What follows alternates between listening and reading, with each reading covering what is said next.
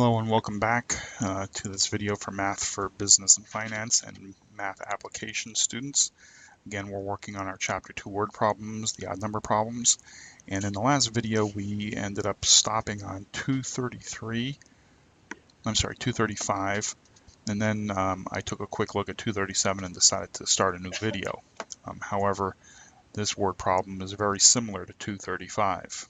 Right? So if you need if you're looking at this and you want to go back and look at 235, they're very similar in how you work through them. Okay, so this one says, Tiffany Lynn got her new weekly course schedule from Roxbury Community College in Boston. The following are her classes and their length. So you can look at those. And the question asks, how long will she be in each class each week? Okay, the thing about this here is you can immediately, I'm going to see that in the denominator I have half hours and I have quarter hours, so I'm going to have to convert these three into quarter hours. To do that, let's do that on this slide, and then I'll start a fresh slide with the new information. So 2.5, right, if I want to make that into quarters, we did that in the last video. So 2 in the 4 goes 2 times 1 is 2. So 2.5 is equal to the 2 quarters. 1.5 is going to be the same thing, 1 2/4. And 1.5, of course, is going to be the same thing, so that's 1 2/4. So let me go to a new slide. I had 2 2/4 plus 1 2/4 plus 1 2/4 plus, let's see, I have a 2 1/4, 1 1/4, and 1 3/4 plus 2 1/4 plus 1 1/4 plus 1 3/4 is equal to what? Okay, really simple. Again, since all of our denominators are quarters, we put the quarter in the denominator. So now let's add up the whole numbers. 2 and 1 is 3, 1 is 4, 5, 6, 7, 8. Now we add up our numerators, 2, 4, 6, 7, 8, and 3 is 11. And since this here, this is an improper fraction, another word meaning that 4 can go into 11 2 times.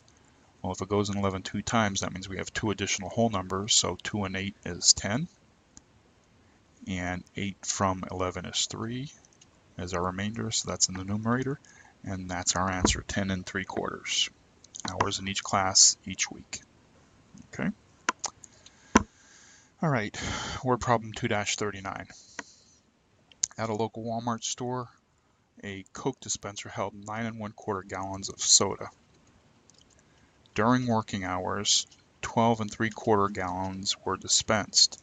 So immediately when I read the word dispensed, I'm saying the dispenser has, it has 19 1/4, but 12 3/4 were taken out. So the difference is, what remained. And then of course, what does the question ask? How many gallons of Coke remain? So, by actively thinking, okay, and there's a lot, I don't draw so much anymore, but since this is a simple one, I'm going to apply this concept here.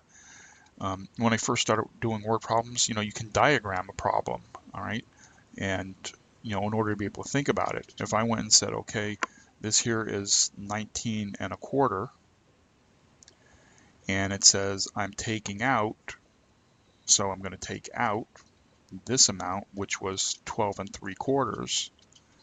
This is how much is left, right? Okay, so that's just diagramming it.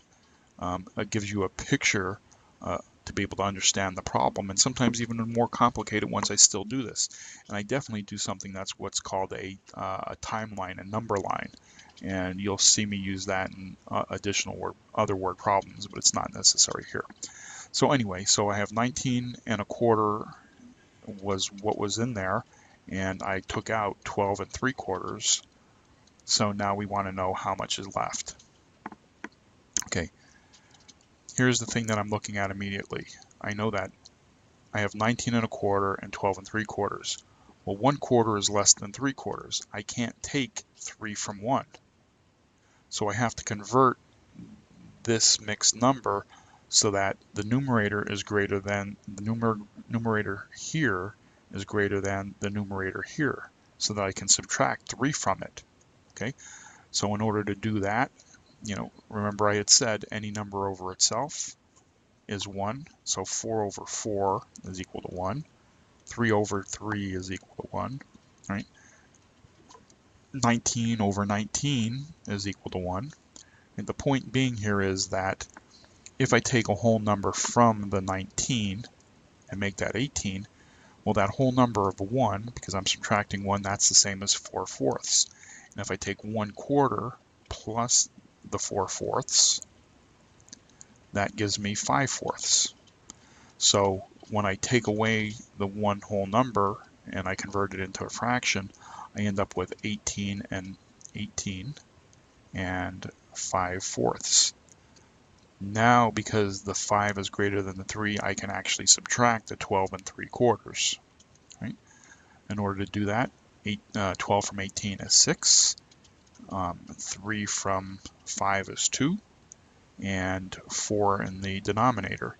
And since I can reduce to the lowest terms, because I could divide both by 2, I bring down my whole number. 2 into 2 goes 1, and 2 into 4 goes 2 times, so my answer is 6.5. Okay, 6.5 gallons are what remains in the machine, in the dispenser. Okay, right, simple. If you have a question, ask, but I'm going to move on. I don't have to repeat this one. Okay, word problem 2-41. A local garden center charges $250 per cord of wood. If Logan Grays orders 3.5 cords, what will the total cost be?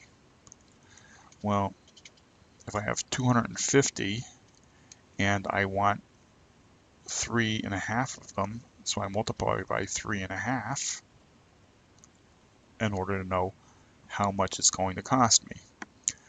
Let me convert this mixed fraction into a fraction. So in order to do the math easier, I mean, you could do it a different way, and I guess I'll show that way also. Actually, let me do it real quick here. Well, if I have 250, okay, and I know I need 3 of them, at least 3, so remember 3.5, we'll come to that in a second. So 3 times 250, 0, 15, that's 3 times 2 is 6, and 1 is 7. And then I also know that half of 250, when I divide by 2, I end up with 125. I can add the 125 to the 750, and I get 875 as my answer. That's how much it costs. That's one way of doing it, meaning I multiplied by the whole number, and then I multiplied by the half, and I added the two together, because all I'm doing is I'm just breaking this 3.5, 3.5. All I'm doing is breaking it in half. I'm calling this the whole number and this the fraction, and I'm just adding them together to get the 3.5. Right? But you saw how long it took me to do that. Right? Now let's do it this other way. I can just convert the fraction immediately, convert the mixed number immediately. So 2 times 3 is 6, plus 1 is 7. So I have 7/2 multiplied by 250. Okay. I can cancel. 2 into 2 goes 1. 2 into 250 goes 125. And then when I multiply 125 times 7, I ended up with $875, which is the answer to my question.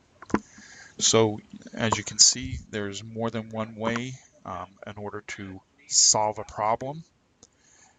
The important thing to take away from that, and I mean this is a relatively simple problem, but the thing that to remember is that math is about understanding a lot of the concepts in the theory, and you pick and choose. Each one of those bits of concepts or theory is a tool that you can use, And when you're working through a problem, you have to kind of like mix and match. It's like putting a puzzle together. There's more than one way to put a puzzle together, and there's oftentimes more than one way to do a math problem because you're picking and choosing the concepts as you need them. I mean, I can make a mistake and use huge numbers, right? I mean, it's not a mistake, it's just not a preferred way of doing it. In other words, instead of reducing to the lowest terms or canceling out first, or I end up with a huge number and then I have to reduce. Okay, so it's there's no one set way of doing math. I always hear that from students that are trying to say, well, I don't see an example of it in the book. Okay, that particular problem. That's because they're trying to copy and mimic. Okay, and math is not like that.